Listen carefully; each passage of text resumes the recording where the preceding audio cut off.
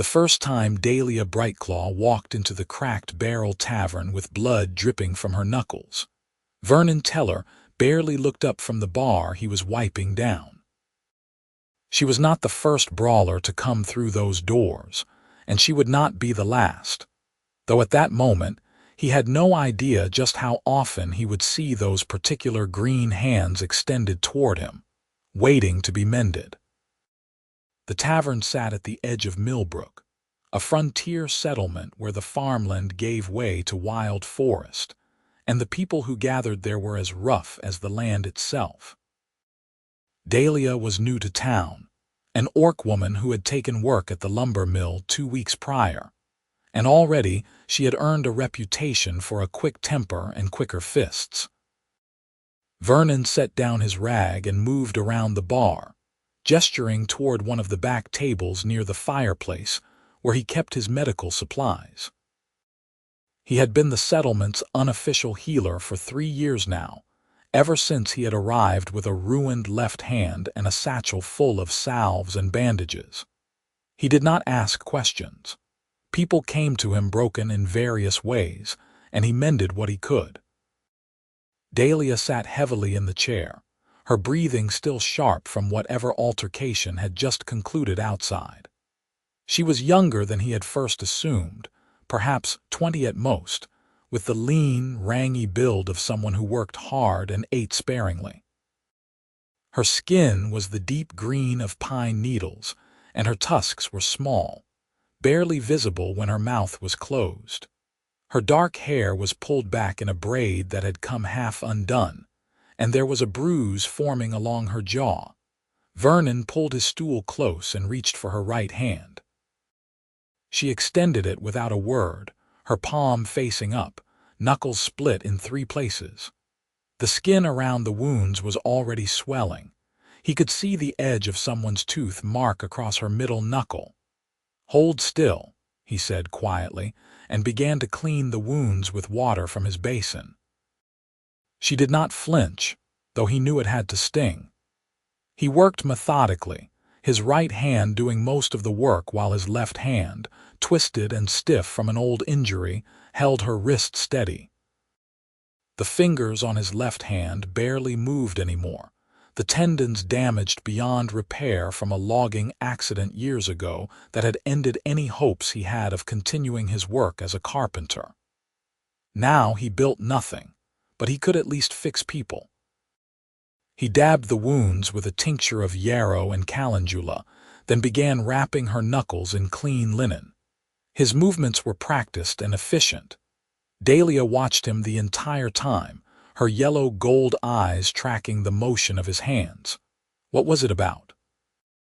He asked, not because he particularly cared, but because silence sometimes made people uncomfortable. "He said orcs should not be allowed to work the mill," Dalia replied, her voice low and even. "Said we take jobs from humans." Vernon tied off the bandage and reached for her other hand. The left was less damaged, only 2 knuckles split. "Did you change his mind?" "I doubt it." "Then why bother?" She did not answer immediately. When he glanced up, she was staring at the fire, her expression unreadable. "Because I was angry," she finally said. He finished wrapping her left hand and sat back, examining his work. The bandages were neat and secure. They would hold for a few days if she did not use her hands too roughly.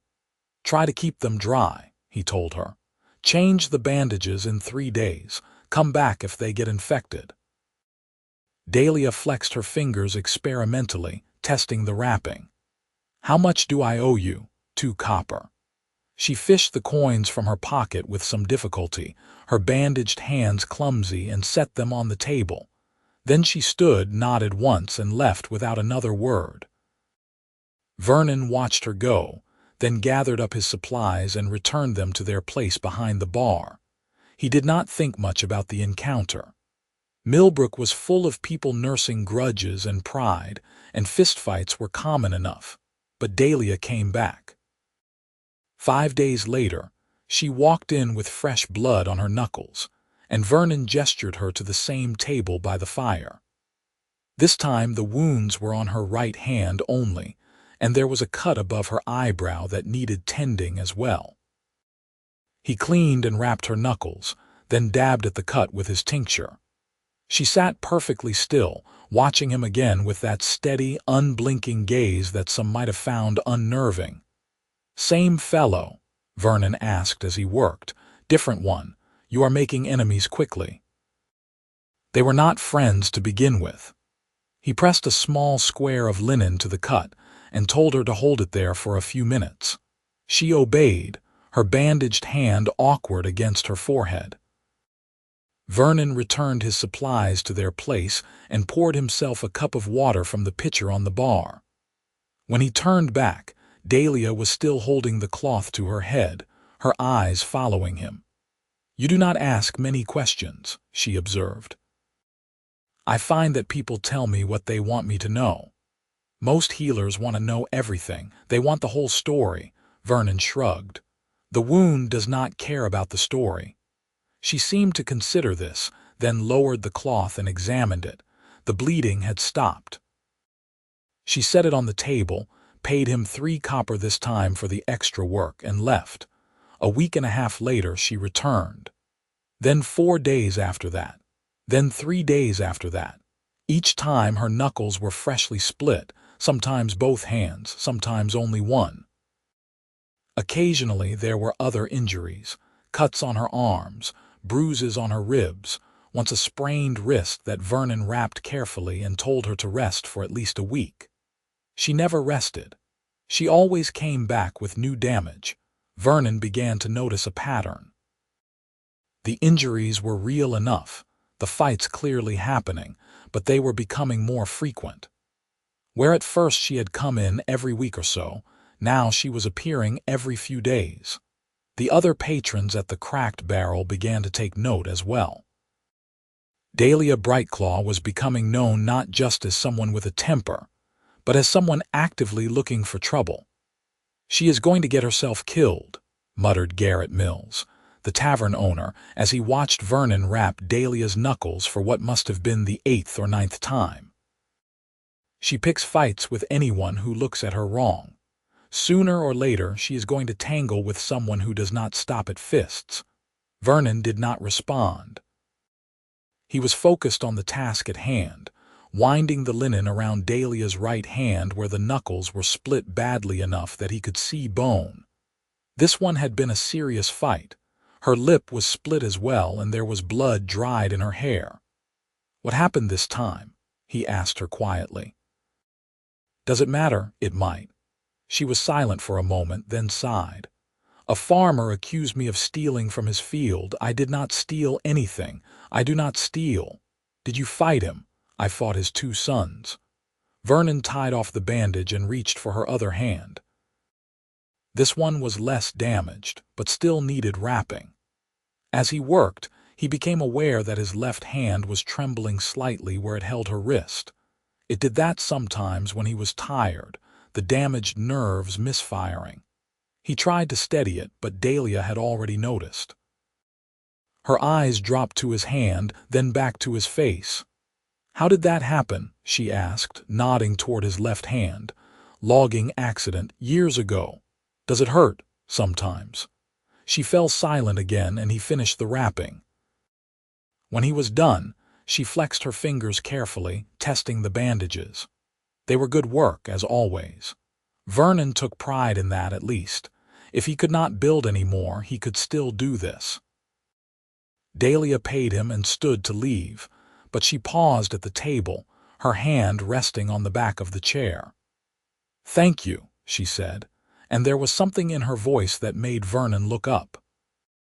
She was watching him with an expression he could not quite read, something softer than her usual guarded neutrality. "You are welcome," he replied. She left, and Vernon sat at the table for a long time afterward, staring at his own left hand and wondering why it felt like something had just shifted, though he could not say what. The fights continued. 3 days later, Dalia returned with bruised knuckles and a black eye. Vernon treated her in silence, his hands gentle as always. 2 days after that, she came back with split knuckles on both hands and a gash on her forearm. He cleaned it, stitched it with careful, precise stitches, and wrapped it. She watched him the entire time, her eyes never leaving his face. It was Garrett who finally said what Vernon had been trying not to think. The tavern owner pulled him aside one evening after Dalia had left and spoke in a low voice that was nonetheless firm. "She is coming here to see you, Vernon. You know that, right?" Vernon felt his stomach twist. "She is coming here because she needs medical attention. She is coming here because she needs you to touch her hands and pay attention to her for 10 minutes. She is getting herself hurt on purpose." "That is absurd. Is it? When is the last time she came in here and did not end up at your table? When is the last time she went more than a few days without a fresh set of split knuckles?" Garrett shook his head. "I've seen a lot of strange courtships in my time, but this one might be the strangest." Vernon wanted to argue, but the words stuck in his throat. Because now that Garrett had said it aloud, Vernon could not unsee it. The pattern was too clear. Dalia was fighting more often, yes, but the fights were always just serious enough to require bandaging. She never came in with injuries so severe that she needed to see the physician in the next town over. And she always watched him with that intent, focused gaze while he worked, as though memorizing every movement of his hands. He thought about it that night as he lay in his small room above the tavern, staring at the ceiling. He thought about the way she always sat perfectly still for him, never flinching, never complaining. He thought about the way she had asked about his hand, the only person in Millbrook who had ever asked directly. He thought about the softness in her voice when she thanked him, and he realized, with a strange mixture of panic and something else he was afraid to name, that Garrett was right. Dalia was getting hurt on purpose. For him, the knowledge sat heavy in his chest. He did not know what to do with it. Part of him wanted to confront her, to tell her to stop, that this was madness. But another part of him, a part he was deeply ashamed of, was pleased. Because he looked forward to her visits. He looked forward to the quiet moments by the fire, her hands in his, the simple act of caring for someone who let him care for her without question or complaint. In a life that had grown small and constrained since his injury, those moments had become the thing he thought about most. He was falling for her, he realized. Perhaps he had already fallen. The thought terrified him. 2 days later, Dalia walked into the cracked barrel with blood streaming from her knuckles and a cut across her cheek that looked like it had been made by a ring. Vernon took one look at her and felt something cold settle in his gut. This was worse than usual. This was dangerous. He brought her to the table and began cleaning the wounds, but his hands were shaking now, both of them, not just the left. He tried to steady them and could not. Dalia noticed immediately. "Are you all right?" she asked, her voice concerned. "I am fine. Hold still." He cleaned the cut on her cheek first, his movements less steady than usual. It was deep enough to scar. He would have to stitch it. He threaded his needle with hands that fumbled, hating himself for the clumsiness, and began the delicate work of closing the wound. Dalia did not flinch, even though he knew it had to hurt. She just watched him, her eyes searching his face. When he finished the stitching, he moved to her hands. Both sets of knuckles were badly split, worse than he had ever seen them. She must have hit someone or multiple someones many times. The skin was shredded and he could see the white of bone beneath. "Who did you fight?" he asked, his voice rougher than he intended. "3 men from the mill, 3, at once. They came at me together. I had no choice." Vernon set down his cloth and looked at her directly. "Why? Why what?" "Why are you doing this, Dalia?" She blinked, surprised by the question. "They were harassing me. I defended myself." "No, not just this fight, all of them. You are fighting more now than when you first came to Millbrook. You are seeking out trouble. Why?" Dalia's expression shuddered, her eyes going carefully neutral. I am not seeking out anything. Trouble finds me. That is not true, and you know it. She pulled her hands back from his, the wound still unwrapped. If you do not want to treat me, just say so. Vernon caught her wrist with his right hand, his left hand resting uselessly on the table between them. I did not say that. I am asking you why you are hurting yourself. I am not hurting myself. Other people are hurting me. Because you are letting them. Because you are provoking them. Dalia, you are going to get seriously injured if you keep this up. Or worse. Her jaw tightened, and for a moment he thought she might stand up and leave. But then her shoulders sagged slightly and she looked away from him, her gaze fixed on the fire. Maybe I have my reasons, she said quietly. Then tell me. Why do you care? The question hung in the air between them, heavy and loaded. Vernon realized he was still holding her wrist, his thumb resting against the inside of her wrist where he could feel her pulse fast and strong. He should let go. He did not let go. Because I do not want to see you hurt, he said, and the honesty of it surprised even him. Because every time you walk in here with fresh blood on your hands, I feel like I am failing somehow. Because I used to be able to build things, to make things, and now all I can do is fix people, and you keep breaking yourself and I cannot fix it fast enough. Dalia turned back to him, her eyes wide. You are not failing. You are the only person in this entire settlement who has treated me with any kindness. Then why do you keep doing this to yourself? She opened her mouth, closed it, looked away again. Her free hand clenched into a fist on the table, and he saw her wince as the movement pulled at her torn knuckles. When she finally spoke, her voice was barely above a whisper. Because when I come here, you touch me like I am not a monster. You touch me like I matter. And I do not know any other way to make that happen.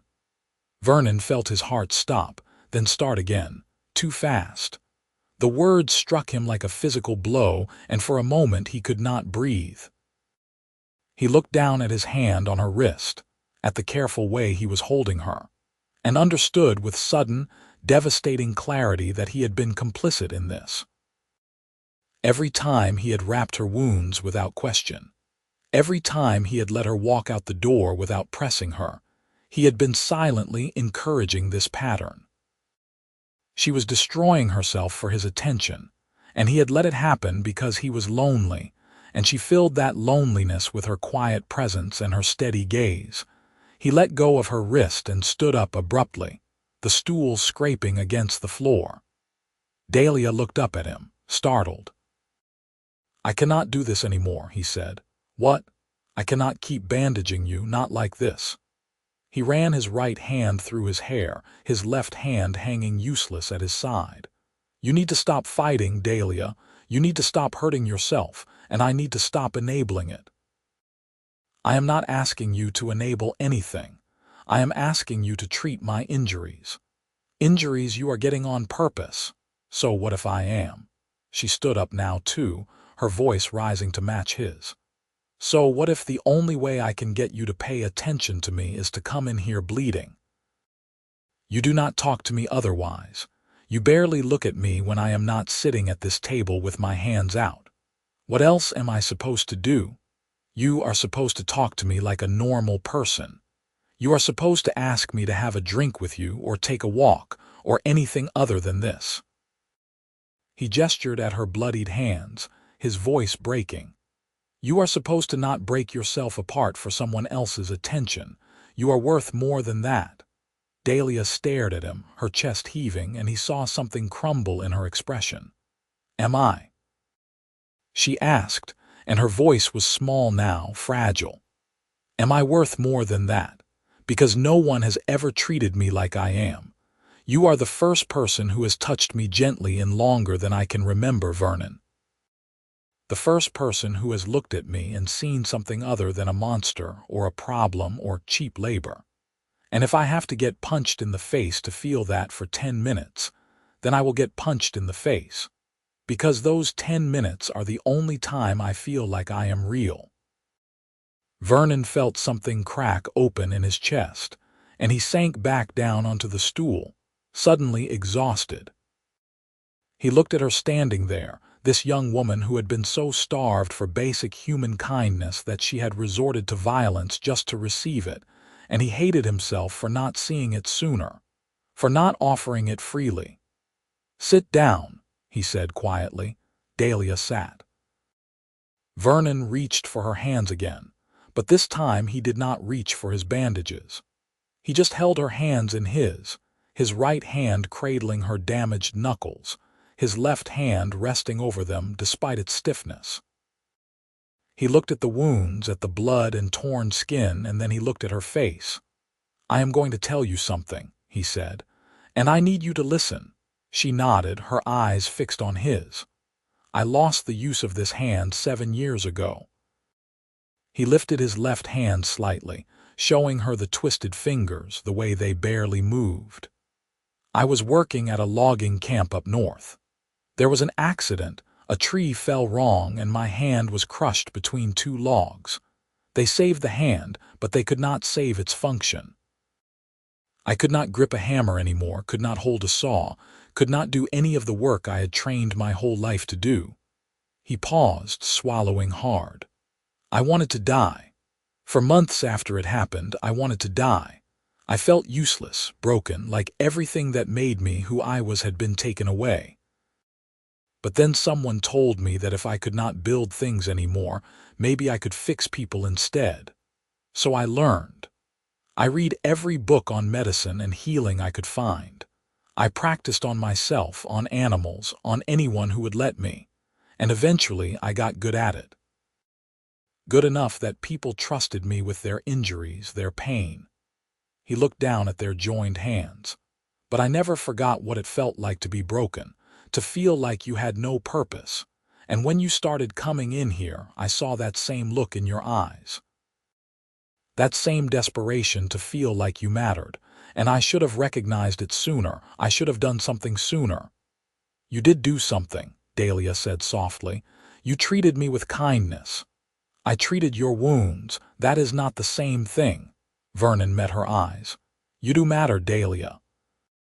You matter whether you are bleeding or not. You matter whether you are sitting at this table or anywhere else. And I should have told you that the first time you walked in here, instead of letting you think that the only way to get my attention was to come in broken." Dalia's eyes were bright with unshed tears. "I did not know how else to approach you. You are always so quiet, so closed off. I thought if I could just spend time with you, if I could just be near you for a little while, maybe eventually you would see me, really see me." "I see you," Vernon said, and his voice was fierce now, urgent. "I see you, Dalia. I have seen you from the beginning. I was just too afraid to admit it because I did not think I had anything to offer you. I am a man with a ruined hand who spends his days cleaning other people's blood off his table. What could I possibly give someone like you?" "Everything," Dalia whispered. "You could give me everything." They stared at each other across the table, the fire crackling in the background, the noise of the tavern distant and unimportant. Vernon felt his heart hammering in his chest, felt the weight of the moment pressing down on him. He had spent 7 years telling himself he was too broken to deserve this, too damaged to offer anyone anything real. But looking at Dalia now, seeing the hope and fear and longing in her eyes, he realized that she was just as broken as he was, just as desperate to be seen and valued and held. And maybe that was enough. Maybe they could be broken together. He stood up slowly, still holding her hands, and pulled her to her feet. Then, moving carefully so as not to hurt her damaged knuckles, he wrapped his arms around her and held her close. She stiffened for a moment in surprise, then melted against him, her face pressed against his shoulder. He felt her shaking, felt the wetness of tears soaking through his shirt, and he held her tighter, his ruined left hand resting against her back, his right hand cradling the back of her head. "No more fighting," he murmured into her hair. "Please, Dalia, no more getting yourself hurt." If you want to see me, just come see me. I will make time. I will always make time. Promise." Her voice was muffled against his shoulder. "I promise." They stood there for a long time, holding each other by the fire while the tavern hummed around them. Eventually, Vernon pulled back just enough to look at her face. Her eyes were red from crying, and there was still blood drying on her cheek from the cut he had stitched. She looked battered and exhausted and absolutely beautiful. "Let me finish wrapping your hands," he said gently. She nodded and sat back down. This time, as he worked, the silence between them felt different, lighter. He wrapped her knuckles with the same care as always, but now there was no tension, no unspoken desperation. Just the simple act of caring for someone he was beginning to realize he loved. When he was finished, Dalia looked at her bandaged hands and smiled slightly. "I suppose I should try to keep these clean this time. That would be wise. And I suppose I should try not to get into any more fights. That would be even wiser." She looked up at him, her smile widening. "What should I do instead when I want to see you?" Vernon felt his own mouth curve into a smile, something he did so rarely that it felt strange on his face. "You could come find me during the day. I am usually here or making rounds to some of the farms. You could walk with me. I work at the mill during the day. Then come find me in the evenings. Before the tavern gets too crowded, we could talk, have a drink. I could teach you about healing if you are interested." Dalia's eyes lit up. "You would do that if you wanted to learn, yes. I could use an assistant. Someone with steady hands who is not afraid of blood. My hands are steady when they are not wrapped in bandages. Then we will have to make sure they stay unwrapped." She laughed, a sound he had never heard from her before, and it was like sunlight breaking through clouds. Vernon found himself laughing too, and for the first time in a very long time, he felt something other than the dull ache of loss and limitation. He felt possibility. The next evening, Dalia came to the cracked barrel just as the sun was setting, her hands uninjured and her face clean. Vernon was at the bar reviewing his supply of medicines when she walked in, and when he looked up and saw her, his heart lifted in a way that was becoming familiar. She was wearing a clean shirt, and her hair was braided neatly. She looked nervous. "I came to see you," she said, somewhat unnecessarily. "I see that. Would you like a drink, please?" He poured her a cup of ale and one for himself, and they sat at their usual table by the fire. But this time there was no blood, no bandages, no wounds to tend. Just the two of them, talking quietly about their days. Dalia told him about the work at the mill, the way the logs came down from the forest and were stripped and cut and shaped. Vernon told her about a farmer's wife he had visited that afternoon, treating her for a fever that had finally broken. They talked about small things, inconsequential things, and it was the best conversation Vernon could remember having in years. When the tavern began to fill with the evening crowd, Vernon walked Dalia outside into the cool night air. They stood together in the yard, looking up at the stars that were beginning to appear in the darkening sky. "Thank you for coming," Vernon said. "Thank you for asking me to." "I should have asked sooner." Dalia shook her head. "You asked when you were ready. That is enough." They stood in comfortable silence for a moment, and then Dalia reached out and took his hand, the right one. She held it gently, her thumb brushing over his knuckles in a mirror of the way he had so often held hers. "I like this better," she said softly. "Being here without the bleeding." "So do I." She smiled at him, and in the fading light her eyes were golden and warm.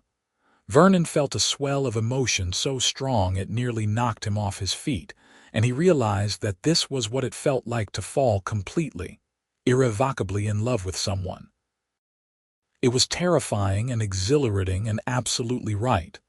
"Can I see you again tomorrow?" he asked.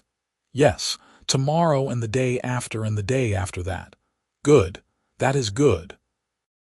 They parted with a gentle squeeze of hands, and Vernon watched her walk away into the gathering darkness, her figure disappearing down the road toward the boarding house where she lived.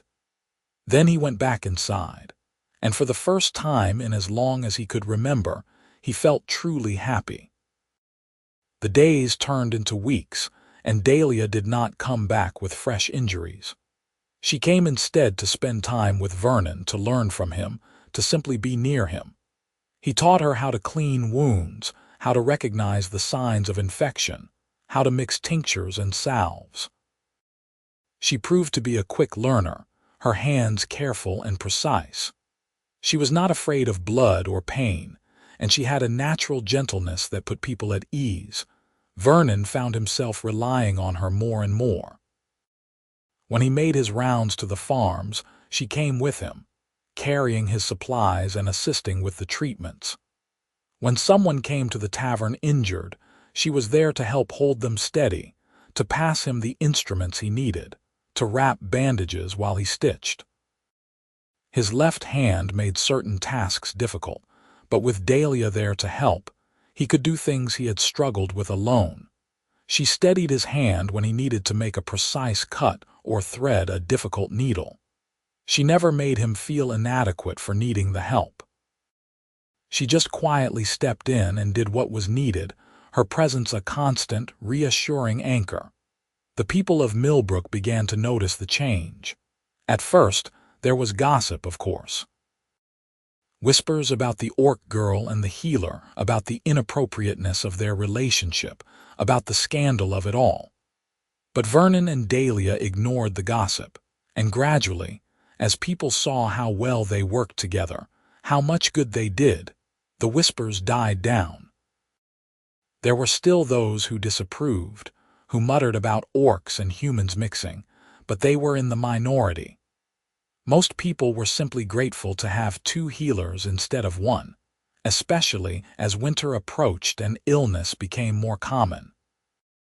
Vernon's feelings for Dalia deepened with every passing day. He loved the way she concentrated when she was learning something new, the little furrow that appeared between her brows.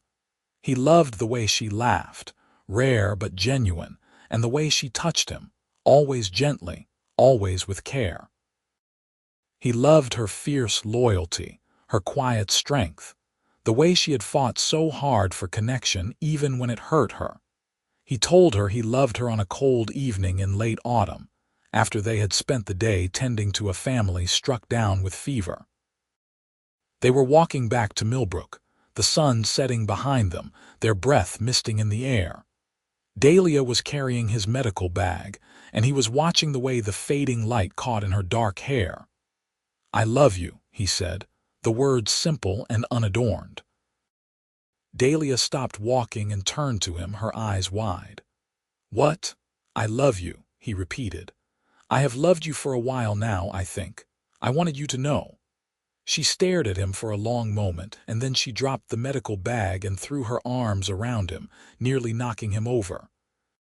He caught her with a laugh, his arms wrapping around her waist, and she buried her face in his neck. "I love you too," she whispered. "I have loved you since the first time you bandaged my hands, since the first time you looked at me like I was worth saving. You were always worth saving, Dalia. You just needed someone to show you that." She pulled back enough to look at him, and her eyes were bright with tears. "You showed me. You saved me, Vernon." "We saved each other," he corrected gently, and then he kissed her. It was a soft kiss, tentative and sweet, and when they pulled apart they were both smiling like fools. They walked the rest of the way back to Millbrook hand in hand, and that night, Vernon lay in his bed thinking that he had never been happier in his entire life. Winter came, and with it the challenges of illness and cold and isolation. Vernon and Dalia worked tirelessly, traveling to distant farms even in snow and ice, treating frostbite and fevers and injuries. It was exhausting work, but they did it together, and that made all the difference. On the darkest night of winter, Vernon asked Dalia to marry him. They were sitting by the fire in his small room above the tavern, a rare moment of rest, and he simply looked at her and realized he could not imagine a life without her in it. "Will you marry me?" he asked, his voice steady despite the hammering of his heart. Dalia looked up from the bandage she was rolling, her eyes searching his face. "Are you certain? People will talk. Let them talk, I am certain. It will not be easy, an orc and a human. There will always be those who disapprove. I do not care about easy, I care about you. I care about building a life with you." He reached out and took her hand, the one that had once been so battered and torn, now healed and strong. "Marry me, Dalia. Be my wife. Be my partner in all things." Dalia's face broke into the widest smile he had ever seen, and she launched herself at him, knocking him backward on the bed. "Yes," she said, laughing and crying at the same time. "Yes, yes, yes." They were married in the spring, on a bright morning when the world was green and new. The ceremony was held at the edge of the forest, with only a handful of friends present. Garrett Mills stood as Vernon's witness, and Mara Hollies, one of the farmer's wives Dalia had helped nurse through a difficult childbirth, stood as hers. The local priestess performed the ceremony, her voice warm and kind as she spoke the words that bound them together. Vernon slipped a simple silver ring onto Dalia's finger, and she did the same for him, her hand steady and sure. When the priestess pronounced them married, Vernon kissed his wife and felt a completeness he had never known was possible. They spent their wedding night in Vernon's small room, and in the morning they woke tangled together, the sunlight streaming through the window. Dalia traced the scars on Vernon's left hand with gentle fingers, and he kissed the faint marks that remained on her knuckles from those long-ago brawls. "No regrets?" she asked softly. Vernon smiled. "Not a single one. You?" "None. Only gratitude." They rose and went about their day, because there were people who needed them, injuries to tend, illnesses to treat. But now they did it as a team, as partners, as husband and wife. The seasons turned and their work continued. Vernon began to think about expanding his practice, about finding a larger space where they could properly treat patients, where Dalia could continue learning and growing as a healer. He mentioned the idea to Dalia one evening as they were reviewing their supplies. "What if we opened a real clinic?" he asked. "Not just a corner of the tavern, but an actual building where people could come for treatment, where we could have proper examination rooms and storage for medicines." Dalia's eyes lit up. "Do you think we could afford it? I have been saving for years. And with both of us working, bringing in fees from treatment, I think we could manage. There is an old barn on the edge of town that the owner wants to sell. It would need work, but the structure is sound. We could convert it. I could help with the work. I am strong." Vernon smiled.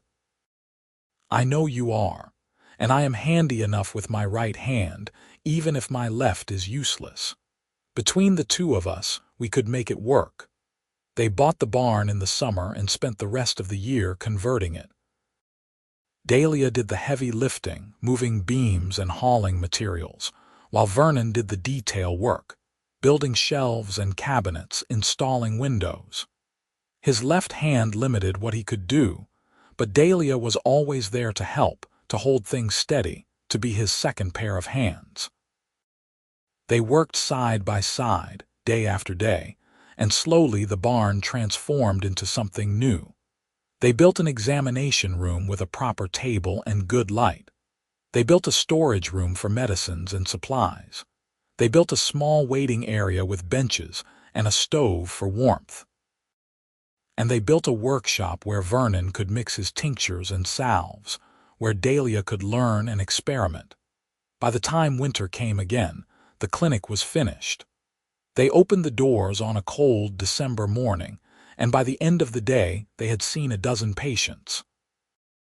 Word spread quickly through Millbrook and the surrounding farms that there was now a proper clinic, run by Vernon Teller and his wife Dalia, and that they were skilled and fair and kind.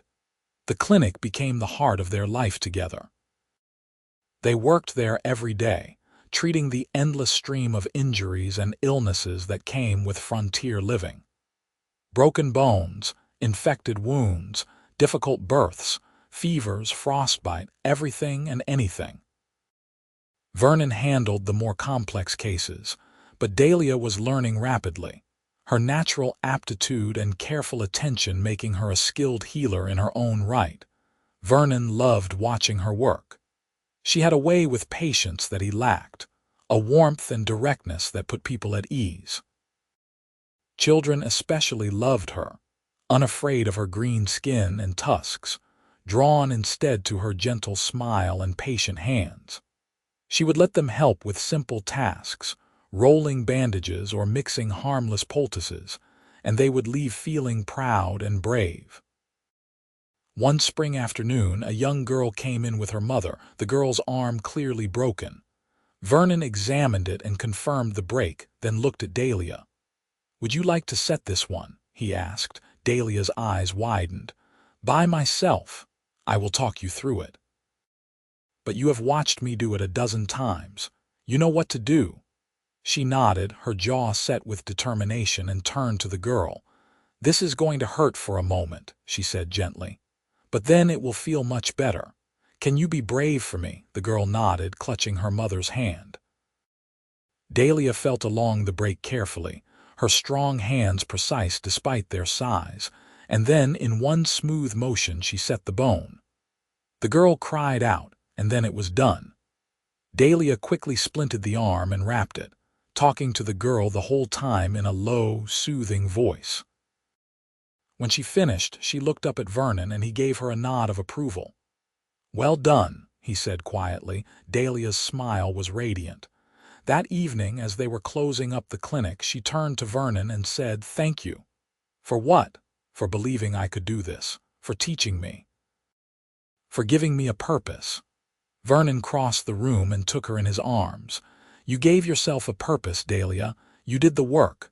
I just showed you the way." "We showed each other the way," she corrected, echoing his words from so long ago, and he laughed and kissed her. The years passed, and their life together deepened and grew. The clinic thrived, becoming an essential part of Millbrook and the surrounding area. People came from farther and farther away to be treated by Vernon and Dalia, trusting in their skill and compassion. Vernon's left hand never improved, but with Dalia beside him, it mattered less and less. She was his left hand now, steadying his work, helping with the tasks that required two functional hands. They moved together in perfect synchrony, anticipating each other's needs, working as one unit. On their 5th anniversary, Vernon woke to find Dalia staring at him with an expression he could not quite read. "What is it?" he asked, reaching up to touch her face. "I am pregnant," she said quietly. Vernon felt his breath catch. "Are you certain?" "Yes. I have known for a few weeks now, but I wanted to be sure before I told you." He pulled her close, his heart overflowing with a joy so fierce it hurt. "A baby," he whispered. "We are going to have a baby." Dalia laughed, the sound bright and happy. "We are going to have a baby." The pregnancy was not easy. Dalia was sick for the first few months, and Vernon fretted over her constantly, insisting she rest, that she take on fewer patients. She mostly ignored him and continued working, though she did let him take over some of the heavier tasks. As her belly grew, Vernon found himself overwhelmed with love and fear in equal measure. He loved watching her change, loved the way she placed her hand on her stomach, and smiled at the kicks and movements within. But he was terrified too, terrified of something going wrong, terrified of losing her or the baby or both. Dalia seemed to sense his fear, and one evening as they lay in bed together, she took his face in her hands and looked him in the eye. "We are going to be fine," she said firmly. "Both of us." "I am strong, Vernon. I am going to be fine. I know, I just worry." "Then worry less and trust more. Trust me, trust us." He nodded and tried to let go of the fear. He focused instead on preparing, on reading everything he could about childbirth and the complications that could arise, on making sure they had every supply they might need. Dalia tolerated his preparations with good humor, occasionally teasing him about his overcaution. The baby came on a warm summer night, after a labor that lasted 14 hours. Vernon attended the birth himself, his hands shaking as he helped bring his son into the world. The moment he heard that first cry, strong and healthy, he felt tears streaming down his face. Dalia was exhausted but radiant, her hair plastered to her forehead with sweat, her face glowing with joy and relief. Vernon placed the baby in her arms, this tiny perfect creature with green-tinged skin and a shock of dark hair, and she looked down at him with such love that Vernon's heart broke and remade itself all in an instant. "Hello, little one," she whispered. "I am your mother."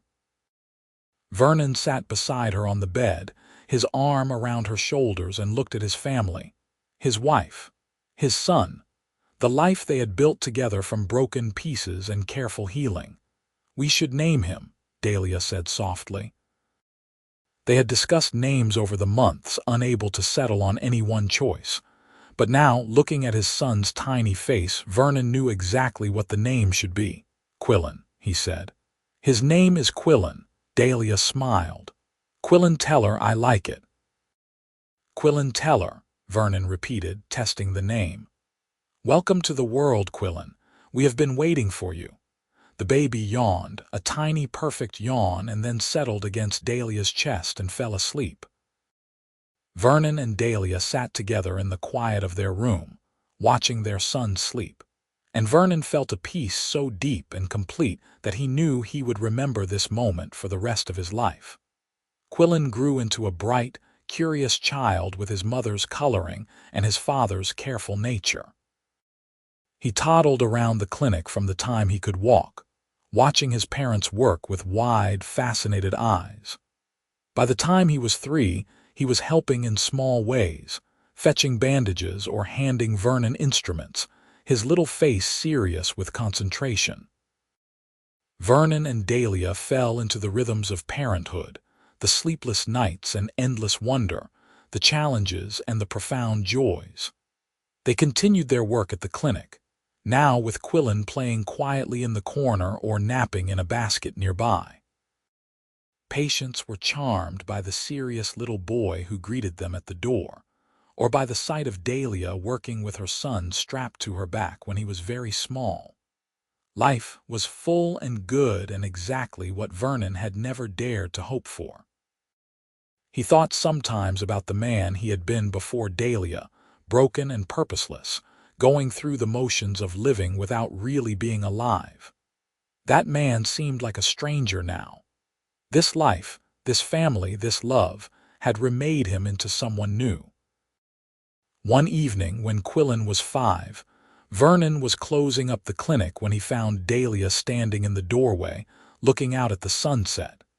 He came up behind her and wrapped his arms around her waist, resting his chin on her shoulder. "What are you thinking about?" he asked. "How different my life is now," she said softly. "How different I am. I used to think I had to fight for every scrap of dignity, every moment of acknowledgement. And now I am here with you, with Quillen, doing work that matters. I never thought I could have this." "You fought for it in your own way. You fought to be seen." "I fought the wrong battles, though. I hurt myself trying to get your attention." Vernon tightened his arms around her. "And I should have given it to you freely without requiring you to bleed first. We were both broken, Dalia. We were both trying to find our way." She turned in his arms and looked up at him, her eyes soft.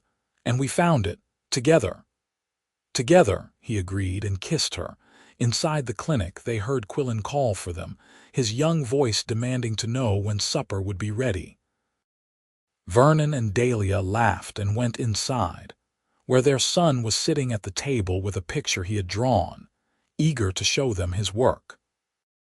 They admired the drawing, a somewhat abstract rendering of their family standing in front of the clinic, And then Dalia began preparing the evening meal while Vernon helped Quillen clean up his art supplies.